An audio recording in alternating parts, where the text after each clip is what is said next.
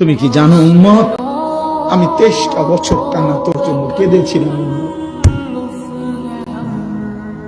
আমি এমন কাঁদা কাঁদছি রে উম্মত তোদের জন্য। এশার নামাজের পরে দাঁড়াইছি, ফজরের আজান পর্যন্ত আমি আমার মালিকের কাছে তোদের জন্য, উম্মতের জন্য চোখের পানি ফেলে কাঁদছিলাম। আমার এত চোখের পানি তোর দিল গলাইতে পারলো না। আমি তায়েফের পাথরের আঘাতে আমার পিঠটা চালনির মতো ছিদ্র ছিদ্র হয়ে গেছে রক্তে। আমি বুকে পেটে 2টা পাথর বাঁধছি ক্ষুধার কষ্টে। আমি উহুদের দান্দান শহীদ করা রক্তে উহুদের ময়দানে পড়েছিলাম বেহুশ হয়ে। আমার ঘরের চুলায় 3 মাস রান্নার জন্য কোনোদিন চুলায় আগুন জ্বলে নাই।